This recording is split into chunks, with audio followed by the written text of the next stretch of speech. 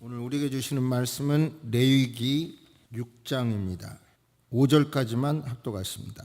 여호와께서 모세에게 말씀하여 이르시되 누구든지 여호와께 신실하지 못하여 범죄하되 곧 이웃이 맡긴 물건이나 전당물을 속이거나 도둑질하거나 착취하고도 사실을 부인하거나 남의 잃은 물건을 줍고도 사실을 부인하여 거짓 맹세하는 등 사람이 이 모든 일 중에 하나라도 행하여 범죄하면 이는 죄를 범하였고 죄가 있는 자니 그 훔친 것이나 착취한 것이나 맡은 것이나 잃은 물건을 주운 것이나 그 거짓 맹세한 모든 물건을 돌려보내되 곧 그 본래 물건의 5분의 1을 더하여 돌려보낼 것이니 그 죄가 드러나는 날에 그 임자에게 줄 것이요. 아멘.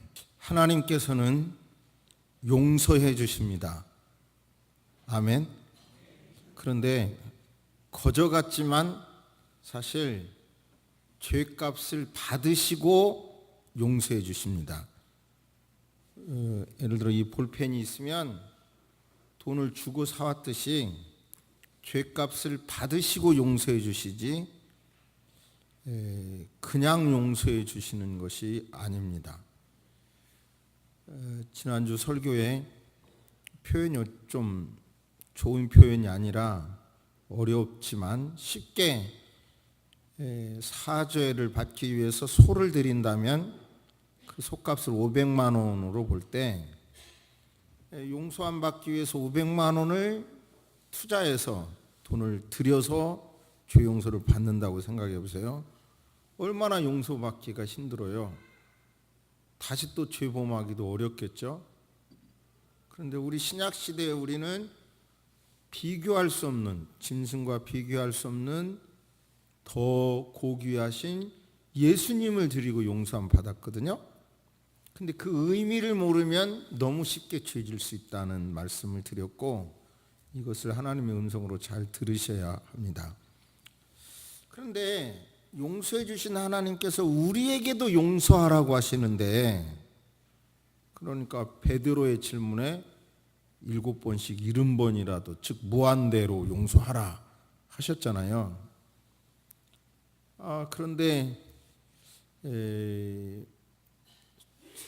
내가 용서를 구하는 건 차라리 쉽겠는데 나한테 엄청 피해와 손해를 입히고 그 사람은 배상이나 위자료나 심지어 사과마저 안 하는데 나는 용서해야 되느냐, 그런 문제가 저는 항상 걸려요. 제 성격의 문제인가요? 그런 문제에 대해서도 이 오늘 속건제를 통해서 어떤 것까지 하나님께서 원하시는가를 깨닫게 되셔서 여러분들이 사실은 나한테 엄청 내 인생 전체에 치명적인 어려움을 주었는데도 본인은 미안해하지도 않고 그러는데도 용서하라 그러니까 결국은 신앙과 현실이 떨어진단 말이에요. 성경 안에서 이런 문제가 어떻게 좋아할 수 있는 건지 정확하게 하나님의 음성을 듣게 되기를 바랍니다. 이 속건제 비슷한 현상이 가장 잘 되고 있는 구조가 저는 자동차라고 생각해요. 얼마 전에 약간 경사진 데가 신호등이 있더라고요. 거기서 대기하고 있는데 물론 제 실수가 있죠. 브레이크를 이렇게 걸지 않고 그냥 브레이크를 밟고 있었죠. 기아를 바꾸지 않고. 근데 딴청 피우다가 3m 떨어져 있던 차에 차가 살짝 밀려서 뒤를 받았어요. 내려보니까 젊은 사람이 내리면서 목을 이렇게 흔들고 나와서 이거 역간이 아니다 싶었어요. 그랬더니 뒤 범버에 기스도 하나도 없는 거예요. 그래도 어쨌든 명함을 주고 미안합니다. 내가 받은 게 사실이니까 그렇게 했어요. 근데 전화가 왔어요. 예, 가서 보니까 몸은 견딜만 하겠는데요. 뒤 후방 카메라가 나갔습니다. 자동차 뒤 범버에 카메라를 이렇게 심잖아요. 그게 나갔다는 거예요. 그게 50만 원이래. 그러면 이제 50만 원 정도면 보험을 쳐야 되냐 안 해야 되냐 복잡하잖아요. 그래서 그때도 25만 원 현금 주고 끝냈어요. 그러니까 이 피해를, 속건제란 피해를 보상하는 제사거든요.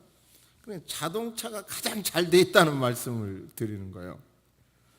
또 얼마 전에는 이렇게 차를 주차하러 들어가다가 이상하게 파킹한 주차된 차에 앞에 크롬 있잖아요, 은색. 그거 진짜 조금 강하게 표현하면 현미경이나 돼야 약간 단 기스가 보이겠는데, 또 그것도 갈아야 된다네, 그 차주가. 그래서 10만 원 주고, 그럼 공업사에 가서 가세요 그래갖고 10만 원 주고 했어요. 이런 보상제도가 그래도 가장 발달된 데가, 그래서 저도 반바에 자꾸 기스가 있어서 죄송합니다. 시험 들지 마세요. 누가 내 차 좀 반바 좀 받아주라 그러고 있는데 안 받아. 사고 안 나게 좀 받아주라 그러는데, 이 속건제가 보상이라는데, 근데 문제는 위자료까지, 이 속건제는 위자료까지 20% 업해서 주라는 거예요. 그리고 속건제를 분리해 보면 지금 읽은 본문은 사람에 관한 거고, 5장에 보면 하나님에 관해서도 보상해라. 하나님의 것에 피해를 입혔으면 보상해라. 이래요. 제가 이 말씀을 묵상하면서 정말 큰 것은 못 갚지만 뭐 작은 거라도 갚을 게 있나 하고 기도를 하고 쭉 하다가 보니까 있더라고요. 얼마 전에 저기 공사를 하면서 칠가게에서 테이프를 샀거든요. 2개를 샀는데 와서 보니까 테이프가 없어요. 그래서 지난번에 돈은 계산했는데 테이프를 가서 보니까 없어요. 그랬더니 칠가게에서는 아무 말 없이 테이프 그때 샀던 2개를 다시 주더라고요. 근데 나중에 보니까 자동차 밑에 빠져 있던 거예요. 그럼 이걸 갖다 줘야 되나 지금? 가격이라고 해봐야 그거 뭐 한 2,000원밖에 안 되는데 갖다 줘야 되나 안 갖다 줘야 되나 망설이다가 말았어요. 근데 속건제로 말하면 테이프 값 2개를 주고 업해서 20% 업해서 줘야 되죠. 그러니까 일상생활에서 남에게 피해를 끼친 것을 배상하고 위자료까지 주라, 이런 개념을 그 의미를 좀 확실히 알아야 우리 스스로도 하나님과 사람 앞에 죄를 덜 짓고, 그런데 나에게 피해를 입힌 사람에게 어떻게 대할 것인지도 알 수 있다는 거예요. 뭐 이런 이야기 계속 좀 드려봅니다. 한 가지만 더. 제가 아침에 나올 때 복잡하니까, 아침 먹기가 복잡하니까 집에서 먹든 또는 편의점에서 김밥을 사요. 근데 산 김밥을 1분 30초, 1분에서 1분 30초를 데펴 먹어야 딱 맛있어요. 그래서 김밥을 사갖고 전자레인지를 열었죠. 계산하고. 그랬더니 옆에 있던 어느 아저씨가 튀어와서요. 뭐 하는 거예요? 알고 봤더니 그 아저씨가 도시락을 사갖고 거기다 데피고 있었는데 그 순간 내가 열은 거야. 가만히 이제 생각할 때 그 사람의 피해를 줬잖아요. 자기 물건을 잘 데피는데 열무로 시간이 정지됐고, 또 자기 도시락 가져가는 거 긴장감을 줬으니까 그냥 엉겁게 사과합니다. 미안합니다. 몰랐어요. 이렇게 했는데 오면서 내가 필요 없이 너무 사과한 거 아니야? 잘한 거야 만 거야? 한참 생각을 했더니 그거 잘한 거더라고요. 오히려 그렇게 해야 되겠더라고요. 아무튼 오늘 구약의 5대 제사 중에서 속건제의 의미를 좀 확실히 알아서 신앙생활하는데 도움, 그리고 남에게도 피해도 안 줄 뿐만 아니라 또 나에게 피해를 준 사람에 대해서도 어떻게 하는지를 알게 되기를 바랍니다. 오늘 주보 봐주시기를 바랍니다. 설교 두 번째면 속죄제의 종류와 절차 그거 정리한 내용을 보면요. 그 위에 이상한 글씨 아래에 보면 번제와 속죄제는 모세 때부터 세분화되어 번제의 기능 중에서 속죄 기능을 담당하기 위해 따로 제정되어 번제는 주로 일반 제사의 기능만 담당하게 되었고 과오나 실수의 죄를 속죄받기 위해서 속죄제와 속건제로 따로 분리되어 드려지게 되었다. 그런데 속건제는 과오나 실수로 인해 발생한 피해를 배상하는 제사이다. 정리가 됩니까? 저를 보세요. 이렇게 복잡한 얘기는 글로 딱 정리해야 명확하기 때문에 글을 읽었습니다. 그러니까 속죄제는 부지 중에 고의가 아니라 부지 중에 지은 죄를 속죄하기 위하여, 속건제는 하나님과 사람에게 피해를 입힌 것에 대하여 자기가 몰랐거나 태만해서 하나님과 사람에게 피해를 입힌 것에 대해서 드리는 제사입니다. 크게 하나님 앞에 짓는 죄가 뭔가를 말씀을 드립니다. 레위기 5장 말씀 봅니다. 우리가 읽은 말씀 5장 14절 여호와께서 모세에게 말씀하여 이르시되 15절 누구든지 여호와의 성물에 대하여 부지 중에 범죄하였으면 여호와께 속건제를 드리되 내가 지정한 가치를 따라 성소의 세겔로 몇 세겔 은에 상당한 흠없는 수양을 양떼 중에서 끌어다가 속건제로 드려서 성물에 대한 잘못을 보상하되 그것에 5분의 1을 더하여 20% 더하여 제사장에게 줄 것이요 제사장은 그 속건제의 순양으로 그를 위하여 속죄한즉 그가 사함을 받으리라. 17절 만일 누구든지 여호와의 계명 중 하나를 부지 중에 모르고 범하여도 허물이라 벌을 당할 것이니 그는 내가 지정한 가치대로 양떼 중 흠없는 순양을 속건제물로 제사장에게로 가져갈 것이요 제사장은 그가 부지 중에 범죄한 허물을 위하여 속죄한즉 그가 사함을 받으리라. 저를 보세요. 그러니까 속건제는 하나님의 성물에 대하여 범죄한 거죠. 여기서 지난주에 짐짓죄, 고의적으로 짓는 죄, 하나님을 반항하기 위하여 고의적으로 짓는 죄는 사함받는 길이 없다고 그랬잖아요. 구약에서. 신약에서도 성령 해방죄는 사함받는 길이 없다고 그러죠. 그러니까 여기서 그 성물이라고 하는 것은 뭐냐면 여호와의 성물, 레위기 27장 28절에 보면 오직 여호와께 바친 그 물건은 사람이든지 생물이든지 기업의 밭이든지 팔지도 못하고 속하지도 못하나니 바친 것은 다 여호와께 지극히 거룩함이며. 그러니까 레위기 17장 30절에 보면 땅의 10분의 1, 곧 땅의 곡식이나 나무의 과실이나 그 10분의 1은 여호와의 것이니 여호와께 성물이라. 여호와께 성물. 11조는 여호와께 성물이라는 거예요. 그러면 반론이 생겨요. 비신자는 다 자기 거라고 생각하는데 우리는 모든 것의 10분의 1은 하나님 거라고 생각하는 게 옳은가?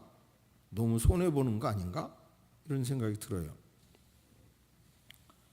그런데 열어놓고 생각하면 하나님이 공기도 주셨고 햇빛도 주셨기 때문에 열매가 맺는 거니까 하나님이 다 하나님 겁니다. 그 중에 열의 하나만 당신 거라는 표시로 드린다 이런 건데 그걸 안 드린 게 바로 안 드린 것을 깨닫게 되거든 속건제를 드리라 이런 말을 20% 더해서. 잠깐 주제를 좀 달리해서요. 예를 들어서 지금 기도드린 저 집사님이 정말 하나님이 도와주셔야 살 수 있다는 그 기도가 본인의 가슴에서 나왔으면 참 좋겠어요. 이영자 권사님이 감수한 기도가 아니면 좋겠어요. 근데 진실로 저는 어려서부터 교회를 다녔고 세상적으로도 공부나 경험도 할 만큼 했잖아요. 그런데 막 예를 들어서 최근에 강아무개 변호사가 구속됐잖아요. 그런 걸 보면서 무서워요. 제가 이 세상이 무서워. 지금 막 법이 유치원에 관한 법도 막 바뀌어요. 요즘 신문 보면 무슨 유치원에서 이익이 하나도 안 나고 현상 유지도 어려운데 뭐 엄청난 이익을 뭐 갖는 것처럼 막 뉴스를 저렇게 하는 거 보고 참 무서워요. 정말 진짜로요. 진심으로 하나님 앞에 생각해 봤어요. 내가 이렇게 살 수 있는 것도, 내가 목표할 수 있는 것도 정말 하나님이 도와주시지 않으면 정말 못하겠다는 거 인정돼요. 저는 인정되더라고요. 이 설교 앞에 하나님이 도와주셔야 내가 살 수 있습니다. 내 현상을 유지할 수 있습니다. 세수만 교회도 유지할 수 있습니다. 이게 진심한 고백입니다. 그러니까 저만큼 나이가 먹고 저만큼의 경험이 있어도 진짜로 그렇게 믿어져요. 진짜로. 그리고 막 여론 오면 사람은 계산 없이 막 사람을 욕하고 막 이러는데 뭐 예를 들어서 지난주에도 토론했는데 어느 서울에 있는 명아무개 교회 뭐 거대 그 공영방송에서 비자금이라고 막 했어요. 800억 비자금. 그래서 그 토론을 위해서 관련 판결문을 다 입수해서 봤는데 재판부 판사는 뭐라 했냐면 해마다 연 정산하고 남은 2월금이라고 판결문이 돼 있어요. 그럼 판사가 쓴 글에는 2월금인데 공영방송은 비자금이라 갖고 교회 권위를 확 떨어뜨리는 거더라고요. 그리고 막 위와 밀말추를 막 이렇게 한 것처럼 방송이 보이는데, 그런데 외국에다가 뭐 학교나 병원을 세워주기 위해서 개인이 외국에다 밀발출했다면 100% 형사처벌을 받아야 되죠. 그런데 그런 방법으로 가져가서 돈을 모아서 외국에 선교했다면 그건 죄라고 물을 수 없는 판결이 있거든요. 그러니까 이 방송 같은 경우도 이제 눈 뜨고 보는 이게 옳게 한 거냐? 이제 저 정도 되면 그냥 그대로 보기보다. 그럼 이런 세상에서 한마디로 제가 살기 위해서 하나님이 도와주셔야 삽니다. 도와주시지 않으면 나 못 살겠네요. 이게 진심한 고백입니다. 그러니까 여호와께 성물 그리고 10분의 1 이런 것도 하나님이 주인이라는 의미잖아요. 레위기 27장 32절에 보면 소나 양의 10분의 1은 막대기 아래로 통과하는 것의 10제마다 여호와의 거룩한 것이다. 이렇게 하죠. 그리고 또 뿐만 아니라 부지 중에 범한 것도 바르자면 속건제를 드리라는 거예요. 예를 들어서 성소에 있는 떡상의 떡은 제사장만 먹을 수 있는데 일반 백성이 그거를 모르고 먹었다면, 부지 중에 먹었다면 그것도 바로 속건제를 드려야 된다는 거예요. 예를 들어 화목제의 경우 가슴의 고기와 우편 뒷다리 고기는 제사장의 몫인데 그걸 먹었거나, 즉 제사장 몫을 내가 뺏어 먹은 것은 그거는 또 범죄고 20% 업해서 갚아야 된다 이 말이에요. 자, 정리해 보면 구약의 속건제는 하나님의 것을 이거 내 거라고 한 것을 안 드린 것도, 드려진 것을 먹은 것도 바로 속죄하라 그런 말입니다. 두 번째, 이제 사람에게 피해를 입힌 거 우리가 읽었는데요.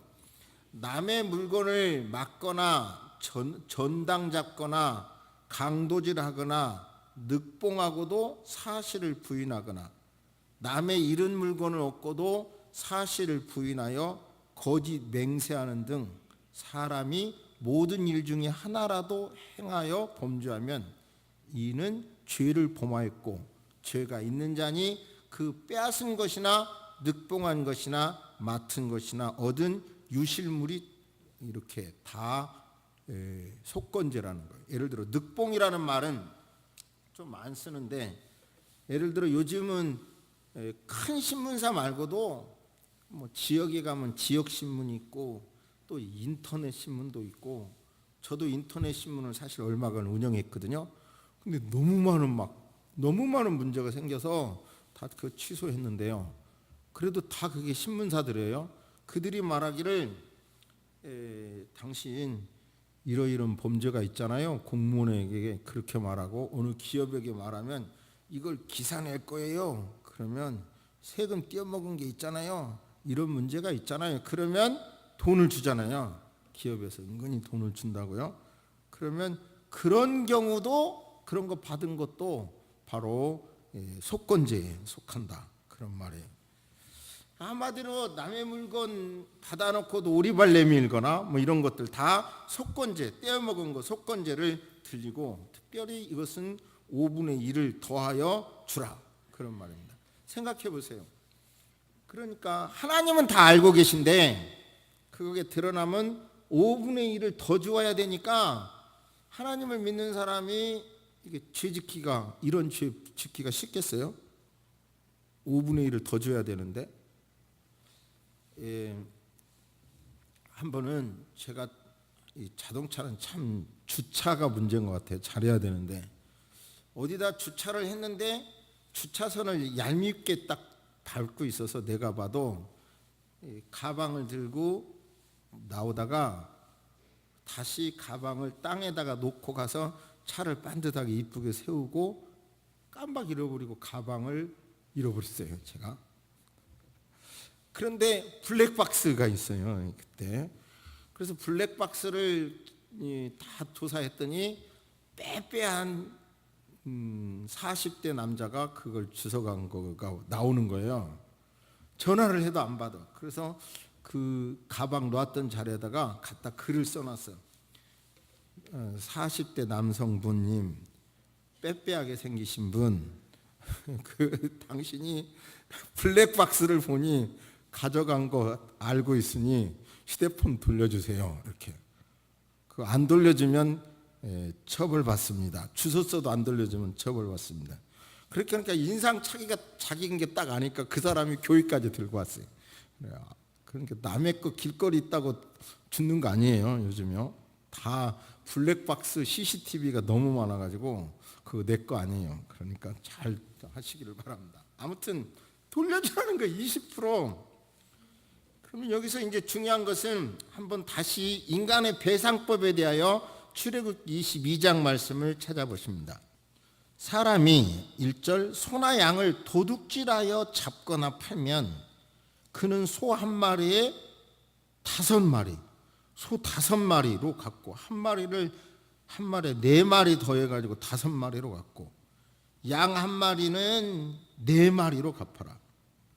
도둑이 뚫고 들어오는 것을 보고 그를 쳐 죽이면 피 흘린 죄가 없으나 해돋은 후에는 피 흘린 죄가 있으리라. 도둑은 반드시 배상할 것이나 배상할 것이 없으면 그 몸을 팔아 그 도둑질한 것을 배상할 것이요. 4절 도둑질한 것이 살아 그의 손에 있으면 소나 낙이나 양을 막론하고 갑절을 배상할지니라. 5절 사람이 밭에서나 포도원에서 짐승을 먹이다가 자기의 짐승을 놓아 남의 밭에서 먹게 하면 자기 밭에 가장 좋은 것과 자기 포도원에 가장 좋은 것으로 배상할지니라. 불이 나서 가시나무에 땡겨 난가지나 거두지 못한 곡식이나 밭을 태우면 불러온 자가 반드시 배상할지니라. 저를 보세요. 그러니까 이렇게 남에게 전혀 피해를 끼치지 말라는 거예요. 얼마나 철저하게. 배상하라는 거예요. 구약의 내용이지만 신약 시대 우리는 그 정신을 배워야죠. 내 행위가 남에게 피해가 가지 않도록 해야 되죠. 피해가 가지 않도록.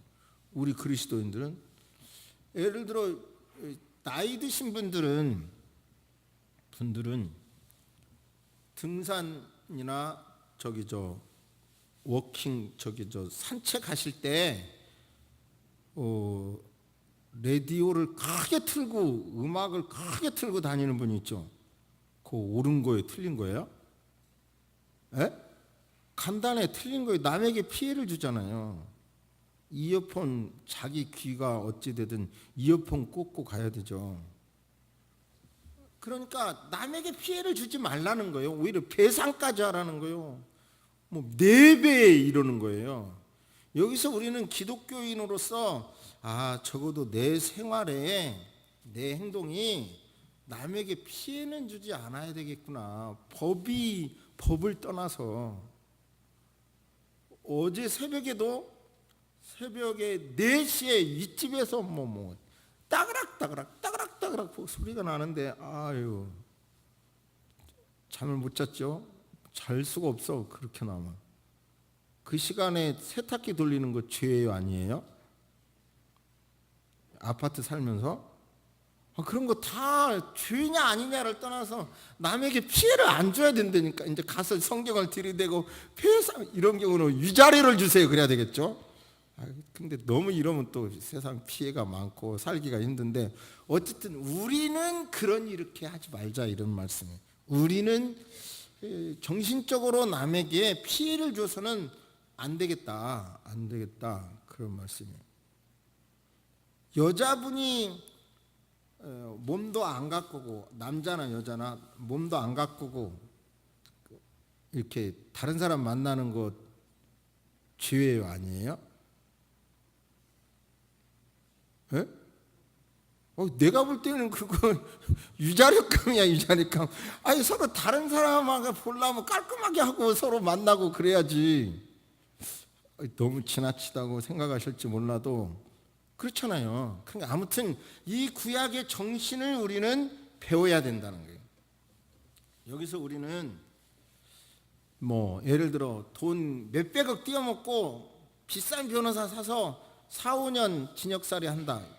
이런 생각은 기독교인으로서는 나올 수 없는 생각이죠. 남에게 피해를 입히면 안 된다는 거기 때문에, 또 좀 더 심하게 말하면 형제에게 노하는 자마다 심판을 받게 되고, 형제를 대하여 나가라 하는 자는 공회에 잡히게 되고, 미련한 놈이라 하는 자는 지옥불에 들어가게 되리라. 그러므로 예물을 제단에 드리다가 거기서 내 형제에게 원망 들을 만한 일이 생각나거든 예물을 제단 앞에 두고 가서 형제와 화목하고 그 후에 제물을 드려라 그러잖아요. 그러니까 우리는 적어도 십자가 이로 하나님과의 관계를 잘하기를 원한다면 사랑 관계에 잘해야 하나님 관계에 잘하고, 사랑 관계에 잘해야 더하기가 되는 거예요. 쉽게 더하기. 하나님 관계 없이 사랑 관계만 잘하면 결국은 빼기, 마이너스가 되는 거고요. 사랑 관계 없이 하나님 관계만 하는 사람은 넘어져 위태로워. 그러니까 이 관계를 잘 하시기를 주의 이름으로 축복합니다. 베드로 사도께서 주님, 형제가 내게 죄를 범하면 몇 번이나 용서해야 돼요? 7번 정도 하면 대단한 거죠. 그러자 예수님께서 7번 아니라 7번을 70번까지라도 용서자, 한없이 용서해줘라 그렇게 말씀하셨는데요. 그 당시 세상은 동해 복수법이 지배했어요. 뭐냐면 눈에는 눈, 이에는 이. 저 사람이 내 눈 하나 뺐으면 나도 그 사람 눈 하나만 빼면 돼. 2개 빼면 안 되고. 저 사람이 나 뺨 한 대 때렸으면 나는 한 대만 때리면 돼. 2대 때리면 안 되고. 그런데 우리 예수님은 용서해 주라는 거죠. 490번이 아니라 무한대로 용서해 주라는 거예요. 우리가 용서받았다면 용서해 주라는 거죠. 그런데 여기서 저 사람이 나에게 피해를 입혔는데 미안하다고도 않고 배상이나 위자료는커녕 뭐 계속 피해는 줘놓고도 자기 잘났다고만 하고 있어요. 그런 경우 참 기도하면 하나님은 용서하라고 하시고 또 용서해야 내 마음이 편할 것 같고, 그래서 참 성경이 이게 아닌데 이건 너무 예수 믿는 게 손해보는 거야, 이게 제 생각이거든요.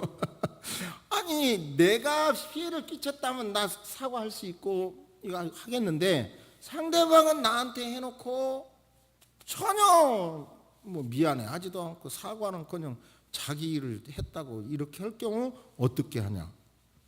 이제 글로 써서 놓겠습니다만, 너희가 각각 마음으로 여기서요, 상대방이 잘못했는데 사과도 안 할 경우 내가 말로 내가 너 용서한다 요렇게까지는 못하더라도 그럴 경우는 마음으로라도 용서해라 이 말이에요. 그건 할 수 있잖아요.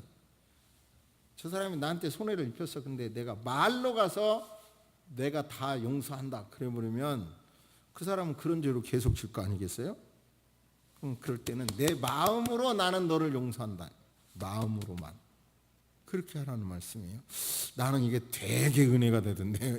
이 설교 준비하면서 되게 은혜가 되던데요. 이래야 하나님 나라가 이루어지겠다. 오히려 그랬어요. 아무튼 여러분 정리합니다. 하나님께서는 이 세상에서 천국을 만들기를 원해요. 우리를 통해서. 우리 스스로 천국을 내 안에서 이루기 위해서는 사실은 서로 천국을 하기 위해서는 남이 나한테 해롭게도 안 되고 나도 남을 어렵게 해서도 안 되죠. 그게 원칙이죠. 그러니까 오히려 여기는 배상하라고도까지 하니까 막 4배, 5배까지 이렇게 나오니까, 그러니까 철저하게 내가 남에게 피해는 끼치지 않아야 되겠구나. 그런 기본 정신을 붙잡으시기를 바랍니다. 할렐루야. 할렐루야. 하나님의 것도 결국은 이렇게 복잡한 세상에서 하나님이 도와주셔야 삽니다를 믿는다면 하나님의 것은 하나님의 것입니다라고 하는 신앙으로 살아보면 그것도 분명히 간증으로 결과로 여러분에게 나타나게 될 줄로 믿습니다. 뭘 과도하게 아낀다고 해서 부자 되는 거 아니에요. 절대로. 그러니까 그런 넓은 마음으로 하나님을 대하시고, 그리고 내가 남에게 피해를 끼치는 일은 현대 사회에서 굳이 죄는 아니라 하더라도, 굳이 남에게 배상하거나 유자료 줄 일은 아니라 하더라도 조금이라도 가급적이면 남에게 피해 주지 않도록 나로 인하여 남에게 즐거움을 주기 위하여 노력하는 저와 여러분이 됩시다. 하나님은 그렇게까지 우리에게 속건제를 통해서 교훈해 주시는 음성을 들으시기를 바랍니다. 고개를 숙입니다. 하나님 아버지, 하나님이 도와주셔서 여기까지 살았습니다. 진심입니다. 곰곰이 지나온 삶을 곱씹어보고 묵상해보고 할수록 하나님이 도와주셨기 때문에 살았음을 인정할 수밖에 없었습니다. 저 자신만의 고백이 아니라 이 자리에 참석한 모든 성도님들의 고백이 되게 하여 주옵소서. 따라서 앞으로도 주님이 도와주시면, 주님이 함께 해주시면 어떤 환경에서라도 살아날 수 있겠습니다. 세상은 너무 급변하고 아버지 정말 정신 차리지 않으면 송두리째 모든 것을 잃어버릴 수도 있겠고 아무것도 얻을 수 없는 세상으로 급변하고 있사온데, 이런 세상에서 주님 의지합니다. 도와주시옵소서. 주님이 함께하여 주시옵기를 기도합니다. 오늘 말씀 속건제 속에 담겨져 있는 그 의미를 아버지 신약시대에 사는 우리가 아버지 하나님 잘 받아들여서 남에게 피해를 주지 않는 우리가 되게 해 주옵소서. 배상해야 된다고 하면 피해를 당연히 주지 않을 것이라 믿어집니다. 가까운 가족이기 때문에 가족이라는 이름으로 너무 함부로 대하지 말게 하시고, 내 행위가 상대에게 피해를 준다면 그것을 언제든지 돌이킬 줄 아는 우리가 되게 해 주옵소서. 아버지 하나님, 내게 어느 정도 권한이 있다고 갑질하는 일이 없도록 도와주시고, 그리고 하나님 아버지, 약점이 있다고 해서 너무 공격하는 그런 사람 또한 되지 않도록 도와주옵소서. 아버지, 이 가을에 우리가 좀 더 성숙해질 수 있도록 도와주시고, 이 가을에 내 가까이 있는 모든 것에 대하여 좀 더 소중하게 진실로 사랑하는 우리가 되도록 우리를 성장시켜 주시옵소서. 이 강단의 메시지를 통해서 하나님 마음이 속 시원하게 증거되도록 계속 역사하여 주옵소서.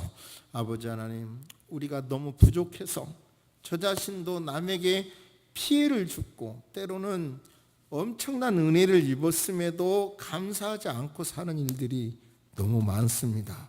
주님 도와주셔서 감사하는 것을 감사하다고 표현할 줄 아는 삶으로 아버지 변화되게 도와주시고, 은연중에 남에게 피해를 입힌 사람, 입힌 건에 대해서도 꼭 배상할 줄 아는, 그걸 사과할 줄 아는 그런 성숙한 그리스도인으로 살아가게 도와주옵소서.